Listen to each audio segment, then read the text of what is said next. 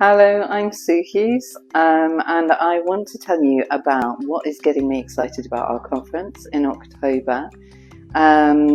For one of our keynote speeches, we have a young woman, her adoptive parents and her birth mum, who are going to share with us their experience of contact through the time that she has been adopted, and particularly their experience of the Family Futures approach to facilitated contact.